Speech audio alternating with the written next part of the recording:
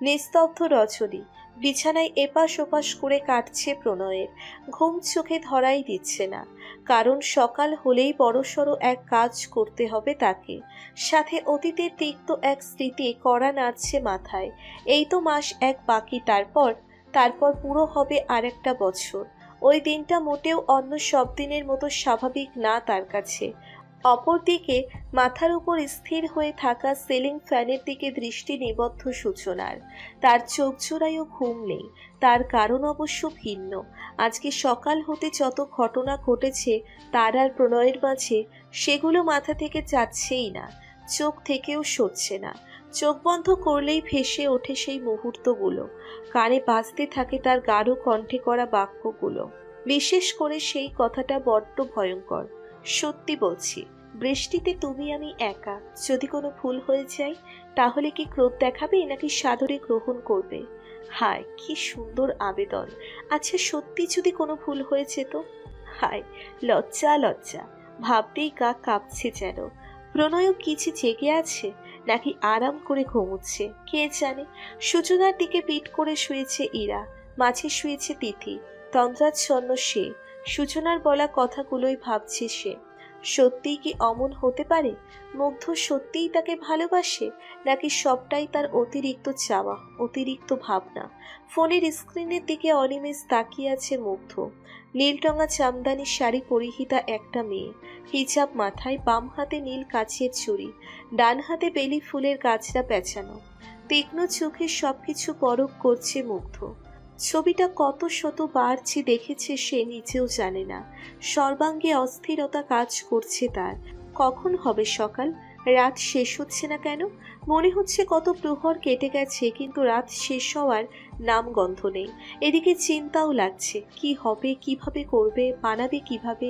ভাবতে ভাবতে ছেলে মানুষ হয়ে এত এত টেনশন! হায়, ভাবা যায়? কত শত ভাবনা, কার অনুভূতির সূচনা আর অপেক্ষার প্রহর গুনতে গুনতে ঘুম নেই চার জোড়া চোখে। প্রেম যখন তীব্র হতে তীব্র হয়, অনুভূতিরা যখন মনের অতল হতে উপচে পড়ে, তখন দুজন মানুষ দুই প্রান্তে থেকেও শুধুমাত্র মনের দশা থেকে তারা একই দ্বার প্রান্তে অবস্থান করে হয়তো। ফজরের নামাজ পড়ে তিথির রুমে চায়নি সূচনা। তিথির জ্বর কমে গেছে পুরোটাই। তিথির রুম থেকে নিচের রুমে এসেছে সোজা। রুমে দরজা ফেরানো ছিল বিধায় রুমে আসতে সমস্যা হয়নি। রুমে এসেই অবাক হলো সূচনা। প্রণয় বিছানায় নেই, ওয়াশরুমেও নেই, তাহলে কোথায়? গটি গুটি পায়ে এগিয়ে গেল ব্যালকনির দিকে। যা ভেবেছে তাই, প্রণয় ব্যালকনিতেই। ব্যালকনিতে প্রবেশ করতেই শীতল হাওয়ায় সমস্ত সূচনার শরীর জমে গেল যেন। পেছনে চেয়ে দাঁড়ালো প্রণয়ের। প্রণয় বোধ হয় সাথে সাথেই টের পেল তার উপস্থিতি। ঘুরে দাঁড়ালো তার দিকে। এই ঠান্ডার মধ্যেও হাত কাটা টি শার্ট পরে বসে আছে। সূচনা ভ্রু কুটি করে তাকালো। তার দৃষ্টি উপেক্ষা করল প্রণয়।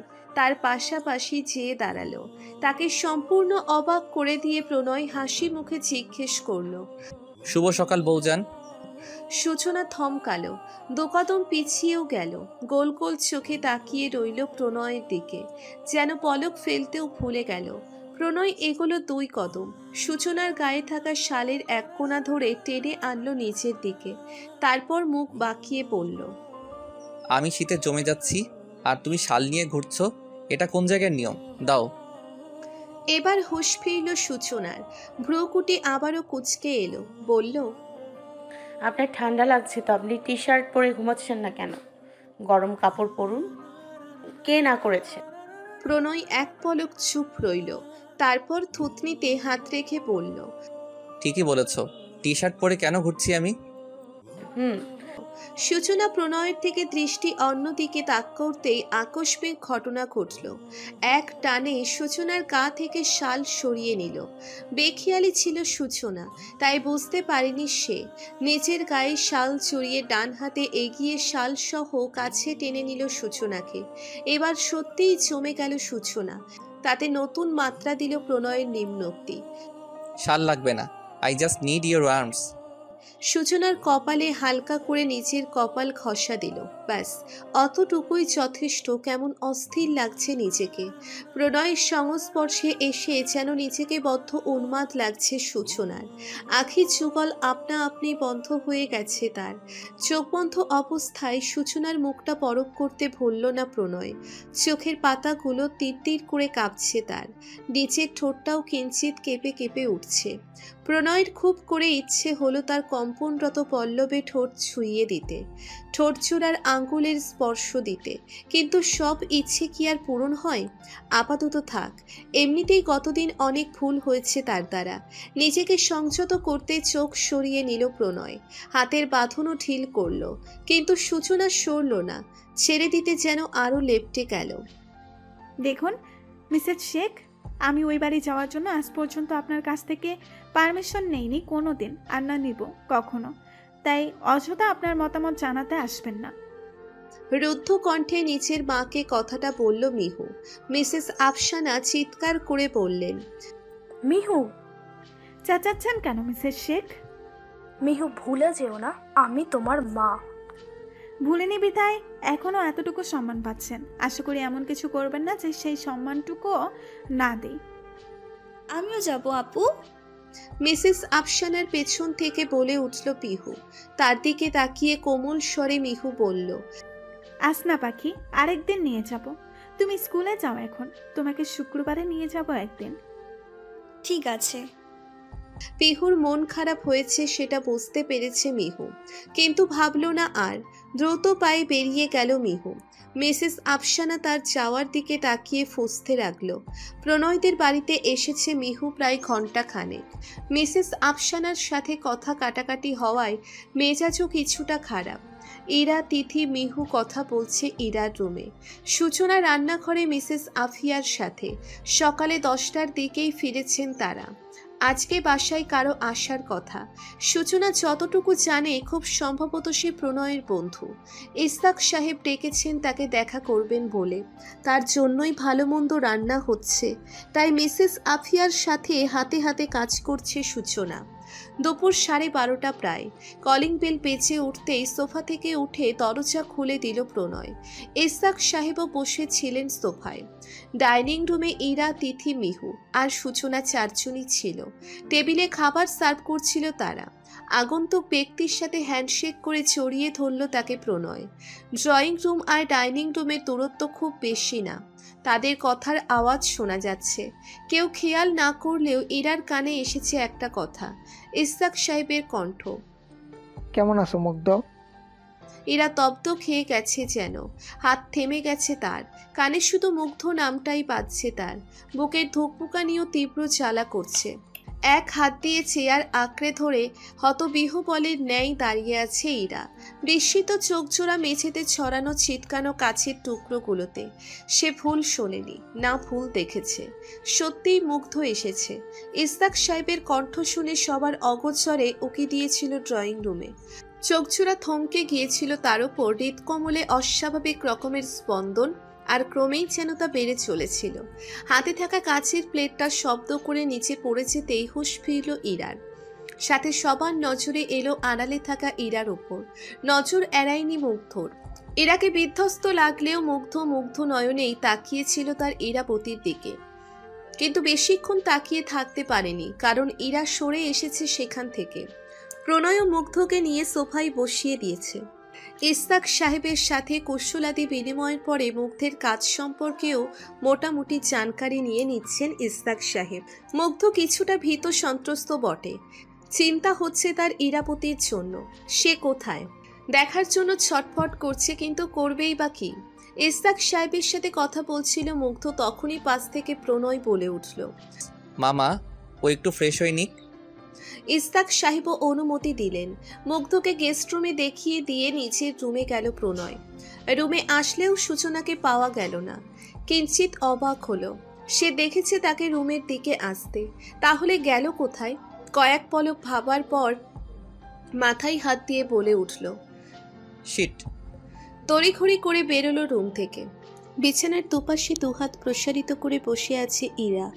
বসে আছে বললে ভুল হবে, হাত পা তার অস্বাভাবিকভাবে কাঁপছে, আখি চোলা জ্বালা করছে ভীষণ, মন মস্তিষ্কে একটা কথাই বিচরণ করছে, কেন এসেছে মুগ্ধ? মুগ্ধ প্রণয়ের বন্ধু, প্রণয় জানলে কি করবে তাকে? নিশ্চয়ই সে কষ্ট পাবে, তার নিজের বোন তারই বন্ধুর সাথে। ছি, মুখেও এক বুলি আওড়াচ্ছে সে। আপনি কেন এসেছেন মুগ্ধ সাহেব? কেন আবারও ঝামেলা বাঁধাচ্ছেন? মুগ্ধ তার ইরাবতীর অভিমান ভাঙাতে এসছে। ইরাবতী কি দেবে না সেই সুযোগটা? আচমকা কারো কণ্ঠ পেয়ে চমকে উঠল ইরা। তার চেয়ে বেশি চমকালো সেই কণ্ঠের মালিককে দেখে। ঘোলাটে চোখজোড়া নিয়ে অপলক তাকিয়ে আছে সামনের মানুষটার দিকে। তাকে কতদিন দেখে না এই চোখজোড়া, মন ভরে দেখা হয় না তাকে কত শত প্রহর। জলে টই টম্বুর আখিজোড়া থেকে অশ্রু গড়াতে সময় লাগলো না। অভিমান, রাগ, জেদ সব মাথা চারা দিয়ে উঠল। চোখ মুছে নিজেকে স্বাভাবিক করলো। মুখ শক্ত করে কড়া কণ্ঠে জিজ্ঞেস করলো, একটা মেয়ের রুমে আসার আগে নক করে আসতে হয়, সেই ন্যূনতম সেন্সটুকু কি আপনার নেই? আর আপনি আমার রুমে কেন এসেছেন? দুই ঠোঁট কিঞ্চিত প্রসারিত হলো মুগ্ধের। হাসল বুঝি? এরার লক্ষ্য করল না তেমন ভাবে, দৃষ্টি সরিয়ে নিল। মুগ্ধ স্বাভাবিক স্বরেই বলল, আমি কেন এসেছি তা আপনি ভালো করেই জানেন ইরাবতী। আর আপনার রুমে আসার আগে পারমিশন নিয়েছি, স্বয়ং আপনার ভাই দিয়েছে। লম্বা লম্বা শ্বাস নিচ্ছে সূচনা। এতক্ষণ যেন শ্বাস তার গলায় আটকে ছিল। হাঁপাতে হাঁপাতে বলল, আপনার মাথা খারাপ? আর একটু হলে দম বন্ধ হয়ে এখনই উপরে চলে যেতাম আমি। প্রণয় মুখ বাঁকিয়ে বলল, নাটক কম করো, অমনভাবে ও ধরিনি যে দম বন্ধ হয়ে যাবে। আমি নাটক করি? একটু আগে করছিলে। তাহলে আপনি আমার মুখ চেপে ধরেছিলেন কেন? তোমার মুখ চেপে ধরার পর তোমার রিয়াকশন কেমন হয় সেটা দেখার শখ জেগেছিল তাই। ফাজলামো না করে বলেন। তার আগে তুমি বলো, তুমি এখানে কি করছিলে? কি করেছিলে মানে? ইরার রুমে যাচ্ছিলাম, কিন্তু আপনার কল্যাণে তার হলো কই? আপনার মাথায় যে উদ্ভট শখ জেগেছে। তোমার মতো হাতে হাত রেখে বসে থাকার মতো মানুষ না আমি। কাজ করে খেতে হয়, কাজ নিয়ে ভাবতে হয়, তা রেখে এসব নিয়ে পড়ে থাকবো কোন সুখে?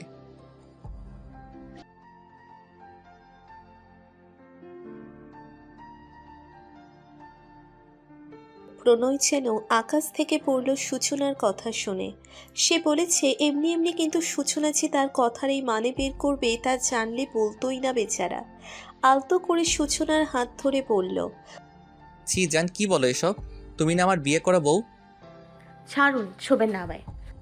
আরে আস্তে, চেঁচাচ্ছ কেন? কিসের আসতে? হ্যাঁ, চেঁচাবো না কেন? 100 বার চেঁচা। আর বলতে পারল না সূচনা। আবারও মুখ চেপে ধরেছে প্রণয়। এবার মুখ চেপে ধরে এক প্রকার টেনে হিঁচড়ে নিয়ে গেল ইরার রুমের সামনে থেকে। এরার পূর্বের থেকে দ্বিগুণ পরিমাণে বিস্ময়াবিষ্ট। মুগ্ধকে তার রুমে আসার অনুমতি স্বয়ং তার ভাই দিয়েছে, মানে প্রণয়। তার মানে প্রণয় জানে তাদের ব্যাপারে। মাথা খারাপ হয়ে যাচ্ছে তার ভাবতে ভাবতে, কিন্তু আশ্চর্যজনকভাবে সব রাগ এখন তার মুগ্ধর উপর চাপছে। সে না আসলে এই ঝামেলা হতোই না। সব দোষ তার। মেঝে থেকে দৃষ্টি সরিয়ে মুগ্ধের দিকে তাক করল। তার দৃষ্টি দেখে মুগ্ধ বুঝতে পারল সে রেগে আছে। দৃষ্টিতে যেন আগুন ছড়ছে তার। মুগ্ধ কিছু বলার জন্য প্রস্তুত হচ্ছিল, তার আগেই ইরা যেন ঝড়ের বেগে তার সামনে আসলো। মুগ্ধর টি শার্ট কলার ধরে ক্ষিপ্ত হয়ে বলল, কি সমস্যা আপনার? কেন এসেছেন আপনি? কেন আমার জীবনটা এলোমেলো করছেন? চলে গিয়েছিলেন তাই তো ভালো ছিল, আবার কেন এসেছেন? খবরদার, যদি আবার আমার চোখের সামনে এসেছেন খারাপ কিছু হয়ে যাবে। আমার সামনে আসবেন না। ইরা কলার ছেড়ে দিল মুগ্ধর। বড় বড় শ্বাস নিচ্ছে সে। চোখ ফেটে কান্না আসছে তার। এদিকে ইরার ব্যবহারে কিং কর্তব্য বিমূঢ় মুগ্ধ। সে কল্পনাও করেনি ইরা এমন ব্যবহার করবে, কিন্তু হার মানল না সেও। নরম স্বরে বলল, ইরাবতী, এভাবে দূরে ঠেলে দেবেন না। আর কদিন এভাবে থাকলে মরে যাবো আমি। অভিমান হয়েছে, আমাকে শাস্তি দিন, কিন্তু দূরে সরিয়ে দেওয়ার মতো শাস্তি আর দেবেন না, দোহাই লাগে। ইরা গলে গেল না তবুও। শক্ত চোখে মুখে দাঁড়িয়ে রইল ঠায়। মুগ্ধ আবারও বলল, আমাকে একটা সুযোগ দিন, আমি সব বুঝিয়ে বলবো। একবার ভালো মতো একটু কথা বলতে দিন। আগের ন্যায় ক্ষুব্ধ কণ্ঠে ইরা বলল, আপনাকে যেতে বলেছি না মিস্টার মুগ্ধ? আমার রুম থেকে বেরোন, সাথে আমার জীবন থেকেও। ব্যথিত হলো মুগ্ধর প্রেমিক হৃদয়। মন মানল না। আবারও রোবটের ন্যায় আওড়াতে লাগলো আগের কথাগুলো। যদি ভাঙে তার ইরাবতীর অভিমান, যদি গলে যায় মন সেই আশায়। আপনি আমাকে টেনে নিয়ে আসলেন কেন? তুমি চেঁচাচ্ছিলে কেন? আপনি বকা দিয়েছেন কেন? আমি বকা কবে দিলাম?